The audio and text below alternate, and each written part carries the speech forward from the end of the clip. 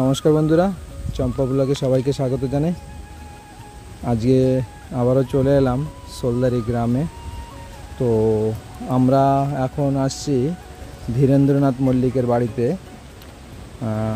বহুদিন ধরেই ভেবেছি আসবো করে, তো আজকেই সেই সুযোগটা হলো। স্বর্গীয় ধীরেন্দ্রনাথ মল্লিকের 5 মেয়ে এবং 1 ছেলে, সবারই বিয়ে হয়ে গেছে, সবার আলাদা আলাদা সংসার হয়েছে। তো এখন এত বড় বাড়িতে রয়েছে ওনার ছেলে। তো আজকে ওনারই সঙ্গে কথাবার্তা বলবো, বলে সঙ্গে থাকবেন।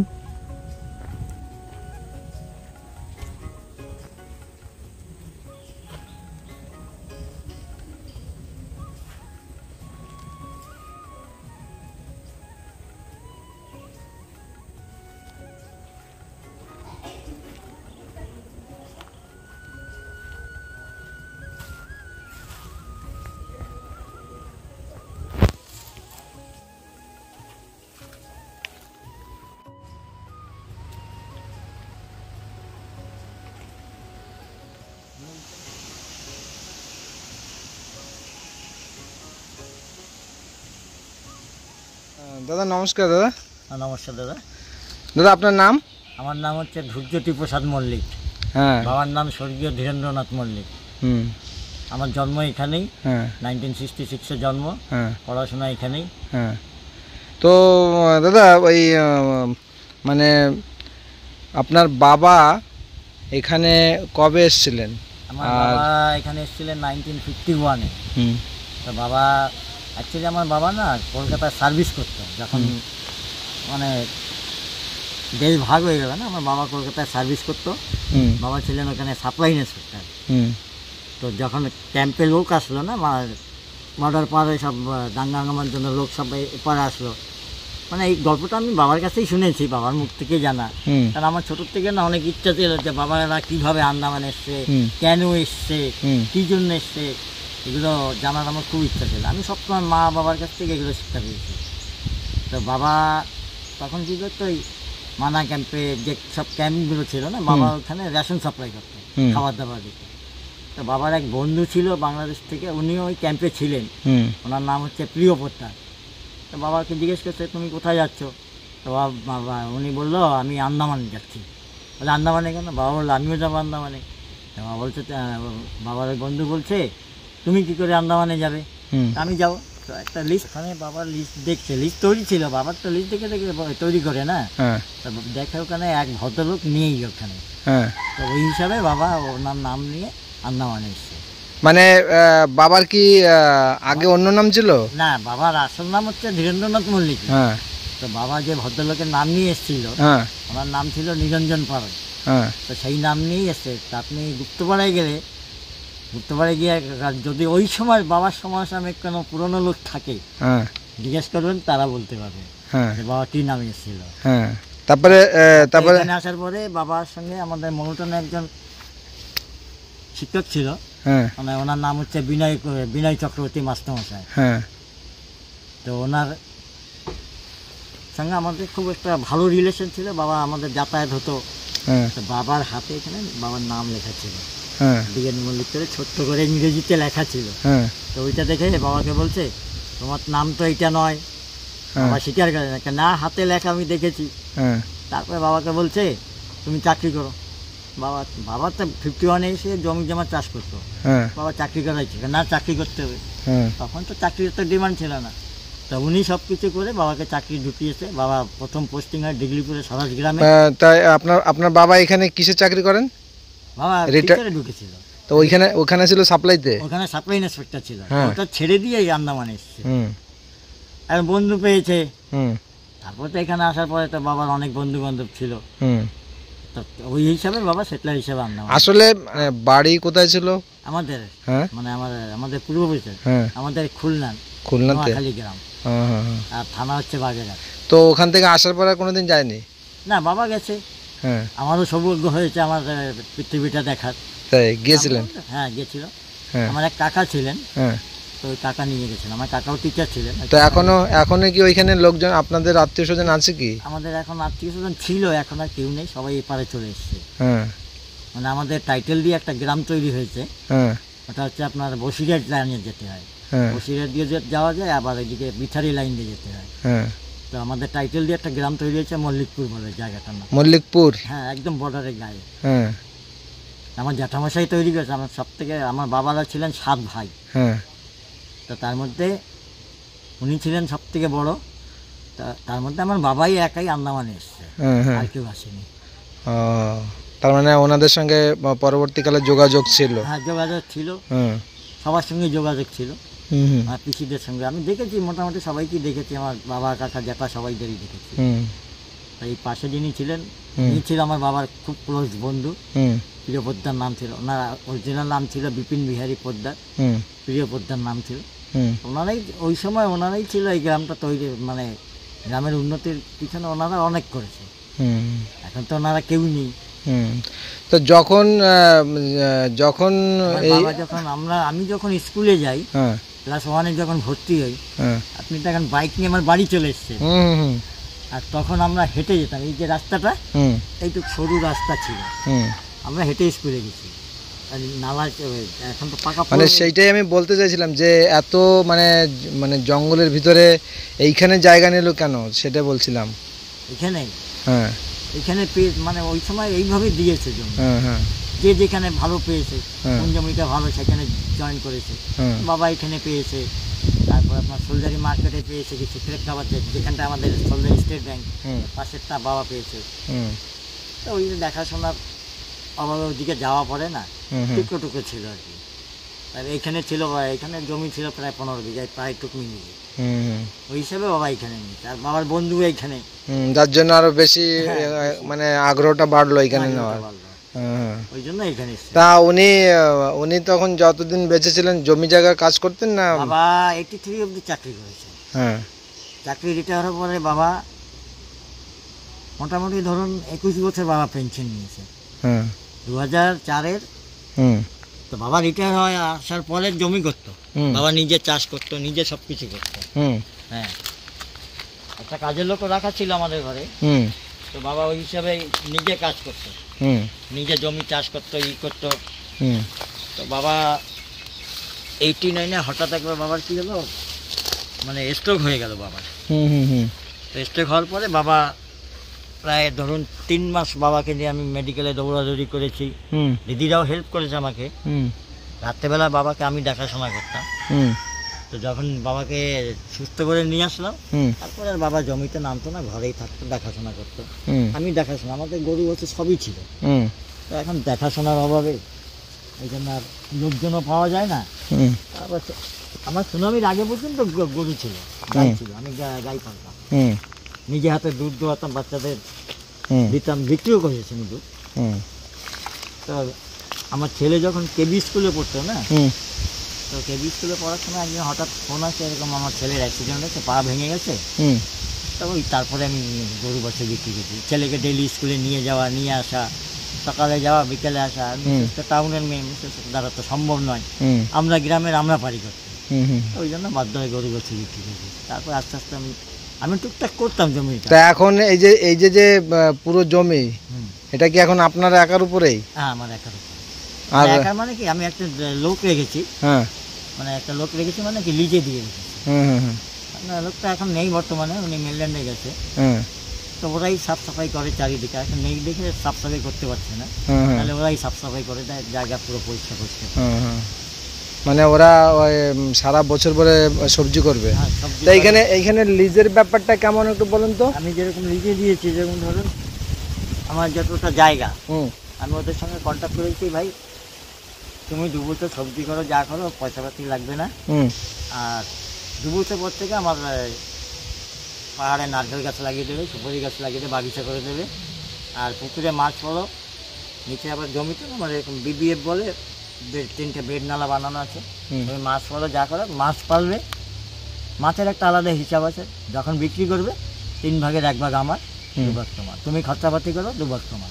মানে আগে আমরা যেরকম জমি ভাগে দিতাম, হুম হুম হুম ধান হলে পরে 3 ভাগের 1 ভাগ আমার, 2 ভাগ আপনার থাকে, ওই হুম। হিসাবে নিতে যাবে। আর যা খাওয়ার সবজি ওরা দেয় আমাকে, হুম বলতে হয় না, চাইতে হয় না, ওরা দিয়ে দেয় বাড়িতে এসে। হুম। আমার মেনল্যান্ডের লোকই। মানে ওইটার কি কন্ডিশন করা মানে condition করা। মানে আপনাকে বাগিচা রীতিমতো এগ্রিমেন্ট করা, বন্ড পেপারে এগ্রিমেন্ট করা। হুম কারণ আজকাল তো লোকের ভরসা নেই না। চাকরিতে ঢুকলো, সরোজ গ্রামে চলে গেল পোস্টিং নিয়ে। হ্যাঁ আমাদের আমাদের পড়াশোনা সব আমাদের মায়ের কাছে, হ্যাঁ মাই আমাদের গাইড করতো। হ্যাঁ আর মাও টিচার ছিলেন, মানে কীরকম টিচার ছিলেন, মা ছিলেন আগে তো বালুয়াড়ি স্কুল ছিল, টুনুমুনি স্কুল, এখন তো আঙ্গনবাড়ি হয়ে গেছে। মা ওই টুনুমুনি বালুয়াড়ি স্কুলের টিচার ছিলেন, বাচ্চাদের পড়াতো।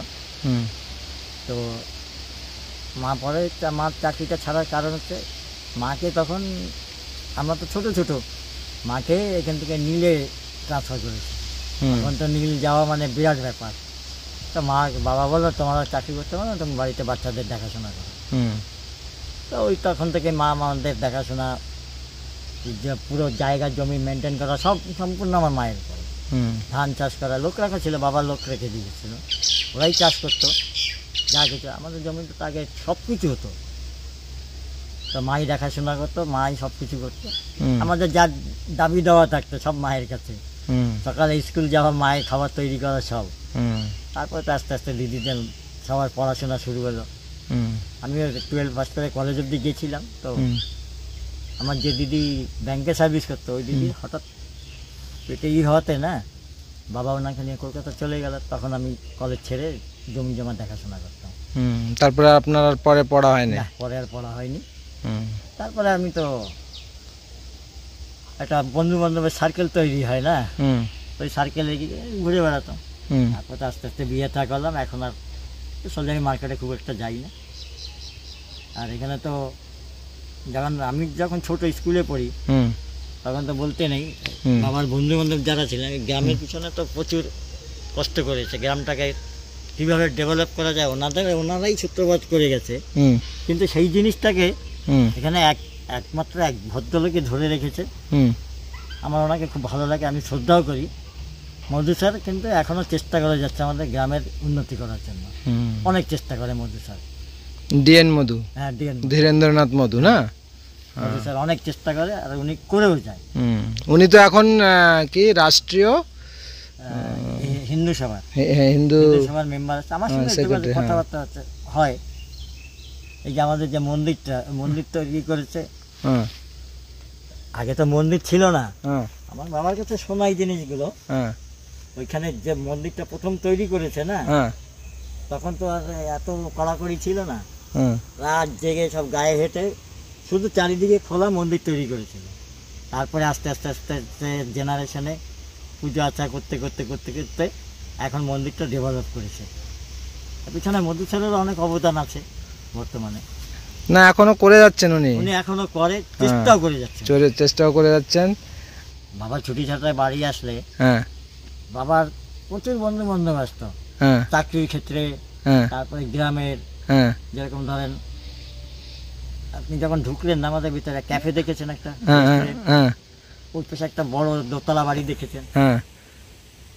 ওই বাড়ির যে অরিজিনাল লোক ছিলেন সেটলার, অমূল্য হালদার, তারপরে মধুসূদন কীর্তনিয়া, তারপরে আমার বাবার বন্ধু প্রিয় পোদ্দার, এরা মানে একসঙ্গে লোক। এরা যখন সোলজারি মার্কেটে বসতো, আমরা তো ছোটো ছোটো ছিলাম না, এদের দেখলে পরে আমরা কেউ সামনে আসতাম না। কারণ ওনারা গ্রামটাকে এত সুন্দরভাবে কন্ট্রোলে রেখেছিল, বলা যায় না। এই মধু স্যারটা সবাই ভয় পেত, কিন্তু আমাদের আজও মধু স্যার আমার বাবার নাম করে। তো সেই জিনিসটাকে মধু স্যার ধরে রেখেছে, আমার খুব ভালো লাগে। বাবা 83-তে রিটায়ার হওয়ার পরে তো বাড়িতেই ছিলেন, আমি বাবার অনেক সেবা যত্ন করেছি। তারপরে তো বাবা কোথায় কোথায় আন্দামানে কোথায় কোথায় চাকরি করেছেন? বাবা প্রথম পোস্টিং ছিল সরাজ গ্রামে, তারপরে ওখান থেকে ট্রান্সফার এলো মৌলটন স্কুলে। মৌলটন তখন প্রাইমারি স্কুল ছিল, বাবা মৌলটন প্রাইমারি স্কুলে ছিল। তারপরে ওইখান থেকে ট্রান্সফারে বাবা হারপাট্টাবাদ স্কুলে ছিল। তারপরে এখান থেকে ট্রান্সফারে চলে গেল বাবা রঙ্গতে, লেবুতলা স্কুলে। বাবা 76-এ যখন আমাদের এমপি ভক্তবাবু প্রথম ইলেকশনে দাঁড়ায়, বাবার তখন ট্রান্সফার হয়ে গেছে হারপাট্টাবাদে। বাবা যেদিন ডিউটি জয়েন করছে, রাত্রেবেলা তখনকার আমাদের এডুকেশন ডাইরেক্টর জ্ঞান Singh, education managing director cooperative ব্যাংকের, তারপরে মেরিনের কিছু স্টাফ সবাই দেখি রাত্রেবেলা আমাদের বাড়িতে চলে এসছে। তখন তো রাস্তাঘাট ছিল না, হেঁটে হেঁটে সব চলে এসছে। প্রথম বাঙালি ক্যান্ডিডেট দাঁড়াচ্ছে, কী করবে? বাবাকে রাতারাতি ট্রান্সফার করে পরের দিন আবার পাঠিয়ে দিল। কোথায়? বঙ্গতে। তো সেম স্কুল থেকে ফেয়ারওয়েল নিয়ে আসছে, লেবুতলা স্কুল থেকে। তারপর তার যেতে পারবো না, তো বাবাকে কী করলো, ওইখান থেকে শিফট করে জনকপুর স্কুলে পোস্টিং দিল। আর বাবা ওই জনকপুর স্কুল থেকে লাস্ট রিটায়ারমেন্ট নিয়ে গেছে। আমিও 2 বছর পড়েছি রঙ্গত স্কুলে বাবার কাছে থেকে। আমি রঙ্গত স্কুলে 2 বছর পড়েছি, 2 বছর পড়ার পরে চলে এসেছি এখানে। মানে ডিউটি করে এসে জমিতে লেগে যেত? হ্যাঁ, জমিতে লেগে যেত বাবা। দেশ বাড়িতে কি এই জমি জায়গা নিয়ে? হ্যাঁ, আমাদের জমি জমাই ছিল দেশ বাড়িতে। জমি জায়গায়? হ্যাঁ, জমি জায়গায় ছিল। তো ওখানে ওখানে ওখানে কত জমি ছিল? অনেক জমি? ওটা তো আমি সঠিক বলতে পারবো না। হ্যাঁ, ওটা আমিও সঠিক জানি না, ছিল নাকি। কিন্তু এখন দেশ ভাগের পরে তো চলে এসছে সব এদিকে। ছিল আমার যতটা দাদারা ছিল, বর্তমানে এখন বাংলাদেশের যা পরিস্থিতি সবাই চলে এসছে, জায়গা জমি সব বিক্রি করে এপারে চলে এসছে। এই যে গ্রামটার নাম বললাম, মল্লিকপাড়া। হ্যাঁ, মল্লিকপুর। মল্লিকপুর, হ্যাঁ, ওইখানে সব তৈরি চলে এসছে। তো ওখানে মল্লিক সবচেয়ে বেশি কি? হ্যাঁ, আমাদের পুরো মল্লিকটাই ওখানে, সব যত মানে বসতি সব মল্লিক। হ্যাঁ,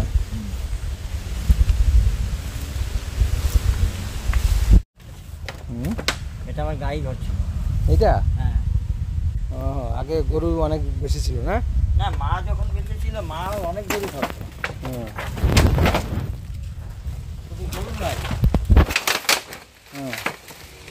হাঁস মুরগি গ্রামে থাকলে যা হয় আর কি।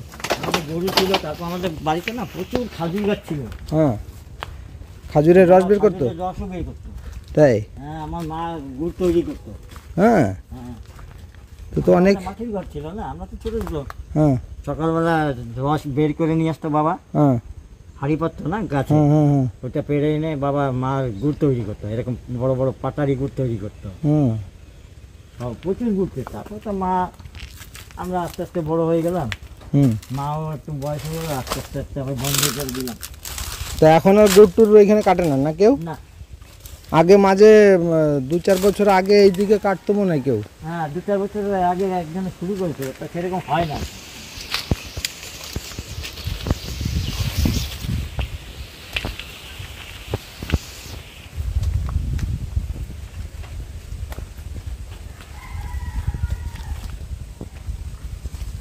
আমার মেয়ে হর্টিকালচার কোর্স করেছে, তো ওই জন্য সবাই নিয়ে সবসময় ব্যস্ত থাকে। তো এখন মেয়ে কোথায় আছে? এখন মেয়ে বর্তমানে আছে ব্যাঙ্গালোরে। হ্যাঁ, কাটালে শ্রমিককে চাকরি করছে, আজকে তো ছুটি, আজকে বাড়িতেই আছে। তো ওখানে পোস্টিং কি? হ্যাঁ, ওখানেই করছে। হ্যাঁ,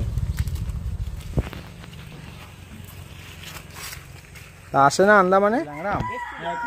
কিন্তু আম হয়নি না? আম হয়েছিল, নামিত হয়েছিল, শেষ হয়ে গেছে। হ্যাঁ, মানে এবছর আম হয়েছে তাই তো? হ্যাঁ, কিন্তু অনেক বড় হয়ে গেছে না? হ্যাঁ। এই যে খেজুর গাছ, খেজুর গাছের রস এখন বের করে না? আর না, কে বের করবে না? কাঁচা লোক পাওয়া যায় না এখন। আর এই যে যে নারকেল সুপারি ওই ফল ফলাদি সব মানে সব লিজে দেওয়া? লোক ঠিক করা আছে, সব লিজে দেওয়া? সব লিজে দেওয়া। হ্যাঁ, ওগুলো লিজে ঠিক না, নারকেল ওদের লিজে দেওয়া না। হ্যাঁ, আমার একজন লোক ঠিক করা আছে, হ্যাঁ, একটা তামিল লোক ঠিক করা আছে। যখন খবর দেই ও এসে নিয়ে যায় ও এসে পেড়ে ছুলে ওজন করে নিয়ে চলে যাবে। হুম, যখন যেরকম রেট থাকে সেরকম রেট দেয়। আমার বাবা তো হরিণও ধরেছে। তাই? এই এই এই জমিতে? এইখানেই। তাই? হ্যাঁ, এই যে আপনি যে রাস্তা দিয়ে এসছেন, পোলটা পার হয়েছেন, ওই পোলটা পার হওয়ার পরে এই যে আমার দিদি যেখানে ঘর বানিয়েছে, ওইটা পুরো জঙ্গল ছিল, বড় বড় গাছ, একদম গভীর ওই জঙ্গল ছিল। দিদির যে বাড়িটা ওটা কি ওনার নিজের বাড়ি না শ্বশুর বাড়ি, কোনটা? না, ওটা দিদির নিজের বাড়ি। মানে নিজের? জায়গাটা আমাদেরই, বাবা আমাকে দিয়েছে বাবা। ও হো হো, মানে আপনাদের তাহলে অনেকটা এরিয়া না? হ্যাঁ, ওই পোল পর্যন্ত আমাদের। হ্যাঁ, তো ওই দিকটা দিদিকে দিয়ে দিয়েছি, দিদি দেখাশোনা করে। হ্যাঁ, বিপদে আপদে আমাকে ডাকে, আপনি দিদিকে ডাকি, মানে 2 ভাই বোনে মিলেমিশে থাকি। হ্যাঁ, আর সব দিদি এত দূরে দূরে, তো ওই সময় জিনিসগুলো দেখলে পরে, আর আমার এই যারা গ্রামের পূজা আশ্রয় উদ্যোক্ত হতো না, হ্যাঁ, তাদের কথা এখন মনে পড়লে পরে আমি ভাবি, আমরাই মনে করি কিন্তু আমাদের পরের জেনারেশন আর এদের কথা মনেও করবে না। আমি ওই উদ্দেশ্যেই কমেন্ট করতাম আপনাদের ভিডিওতে, হুম যে এই সব লোকদের কথাটা আপনারা যাতে আপনাদের ভিডিওর মাধ্যমে লোকের কাছে পৌঁছে দিতে পারেন। হুম বেশ কিছু পুরনো লোক ছিল, যেরকম ধরেন অমূল্য হালদার, তারপরে প্রিয় পোদ্দার, মধুসূদন কীর্তনিয়া, হুম তারপরে বাবুরাম মধু, এই তো গ্রামের প্রথম উদ্যোক্তা গ্রাম উন্নতি করার। তারপরে নিশি হালদার, তারপরে আছে সন্তোষ দে। সন্তোষ দের ছেলে বেঁচে আছে এখনো, উনি অনেক কিছু বলতে পারে। হুম মানে ওনার নাতি, সন্তোষদের নাতি ছিলেন আমাদের গ্রামের প্রধান সুভাষ দে। হুম এরাই মানে মেন। তারপরে আরেক ভদ্রলোক ছিলেন, হুম উনি গ্রামের পিছনে অনেক কিছু করেছে, ওনারাই ছিল মেন।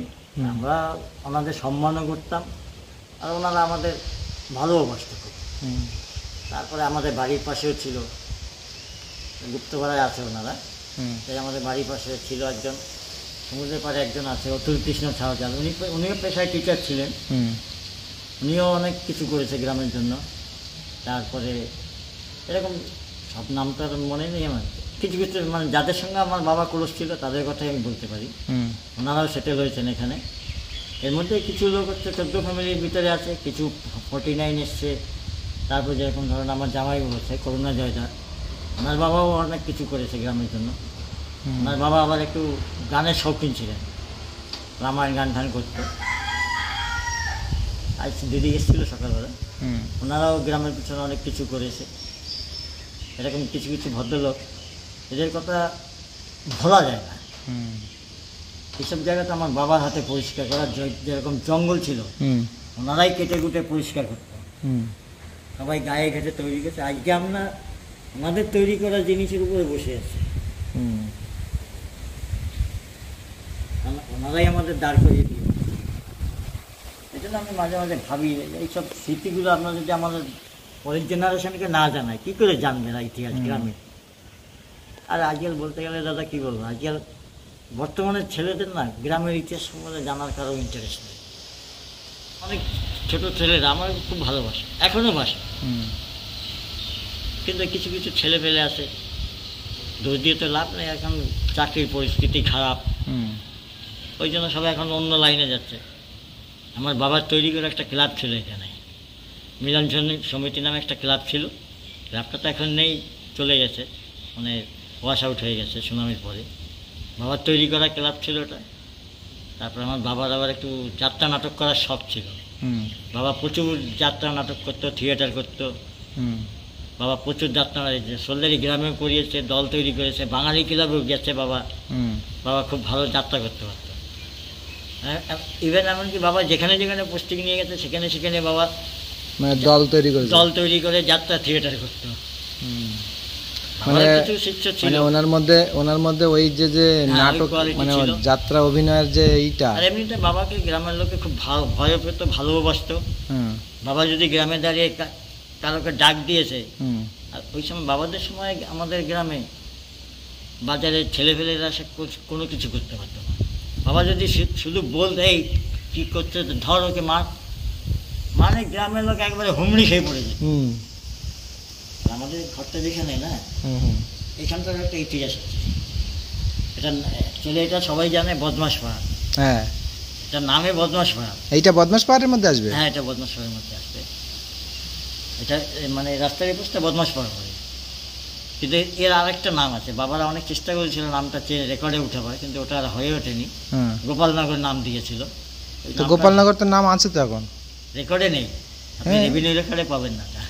রেভিনিউ রেকর্ডে নেই, কিন্তু আস্তে আস্তে আস্তে আস্তে হয়ে যাবে। স্টেজ চালু করেছে, হ্যাঁ স্টেজে রেকর্ডে হয়ে গেছে গোপালনগর। হ্যাঁ। ওরা বদমাশপাড় বলে না, গোপালনগরই বলে বাস যখন অ্যানাউন্স করে।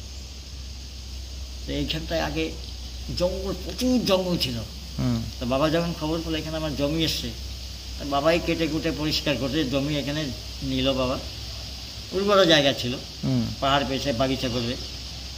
তো এইখানে অনেক বারমারা ছিল। বারমারা। হ্যাঁ, বার্মা ছিল এখানে, বার্মারা মদ তৈরি করতো। হুম এই গল্পটা আমার বাবার কাছ থেকেই শোনা। মানে জঙ্গলি মদ। হ্যাঁ, জঙ্গলি মদ।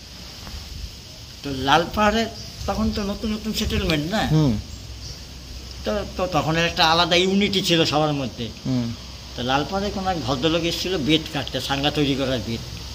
তো বারমারা মদ বানাচ্ছে, তো ওকে বারমারা ধরে পিটিয়েছে। ও উনি কোনো রকমে গিয়ে গ্রামে খবর দিল, হুম খবর দেওয়ার পরে সব তো দল বেঁধে চলে আসছে। আমাদের একেবারে আমার বাবাও ছিল, হুম ওই প্রিয়পদ্মার মশাইও ছিল, মধুসূদন কীর্তনীয় ছিল। এরা তখন বলতে গেলে এক রকমের মানে আমাদের গ্রামের মানে মেইন ছিল। হুম সব দল বেঁধে এসছে, এসে ওদের তাড়িয়ে একেবারে ওদিকে, তখন তো থানা ছিল ওগ্রাবাদ, মিঠাগাড়ি পার হয়ে যেত, থানা তো ওগ্রাবাদ ছিল না, ডান্ডার সময় ওই পর্যন্ত দিয়ে এসছে। আমি বাবার কাছে শুনেছি পরে একদিন নাকি পুলিশ এসে বাবাকে ধরে নিয়ে যাচ্ছে, এক বাঙালি থানাদার ছিল, হুম বাবাকে হাত করা করে এসে কত দূর যায়, খুলে দেয়, বলে স্যার খুলে গেছে, স্যার খুলে গেছে, আবার পড়াচ্ছে। হুম তো এই হচ্ছে আমার বাবার জীবন কাহিনী। এইভাবে বাবার জীবন পার করেছে। বাবা খুব ইয়ে করতো, কিন্তু কারো কোনো দিন বাবা ক্ষতি করে হেল্প করেছে বাবা প্রত্যেকে। হুম উনি ছিলেন মানে মারকুটে টাইপের লোক, মানে বাবা শুধু বললে হলো এই কী বলতে, ধর ওকে মার, কেন অন্যায় করতে। আর তখন আমাদের গ্রামে বিচার ব্যবস্থা যা কিছু হতো, হ্যাঁ।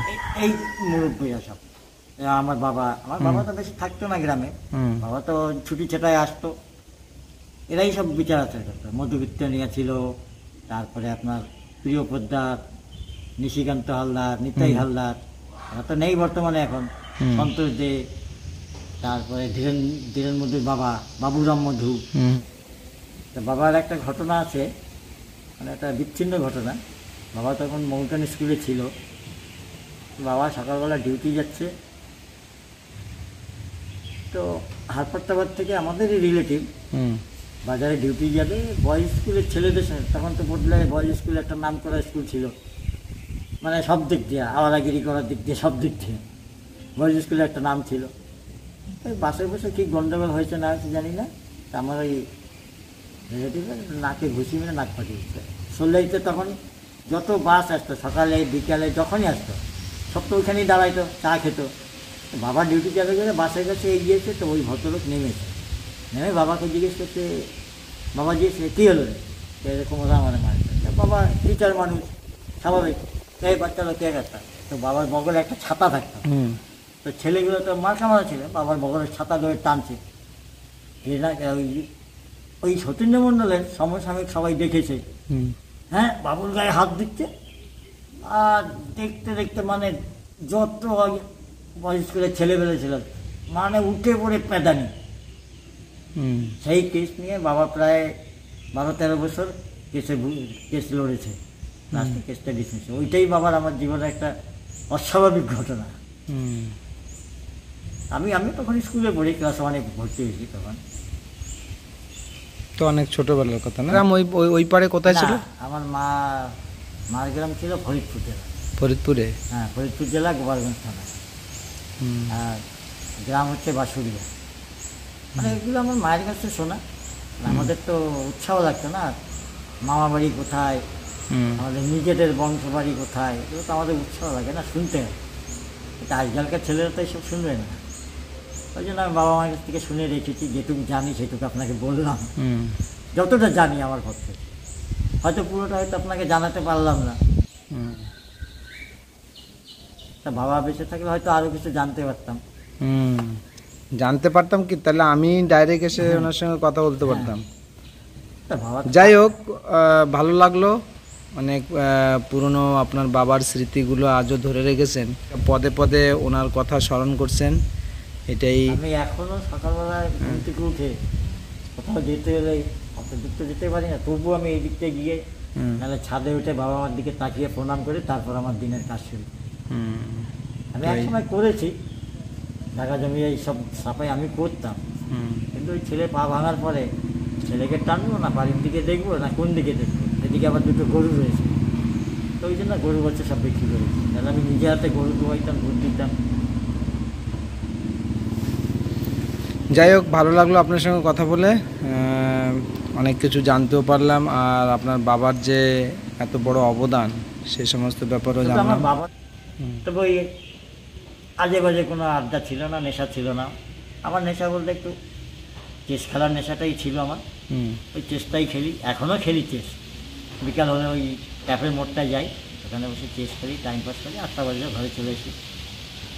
আমার বিয়েটাও একটা মানে অদ্ভুত যোগাযোগ, তো জানি না। তো আমার দিদি তো এখানেই ছিল আগে, এখান থেকে ডিউটি যাওয়া আসা করতো। তো দিদি যখন ওই ঘরটা তৈরি করলো, তো দিদি তো চলে যাবে নিজের ঘরে, তা আমি বাবা মা কে দেখবে আমাদের?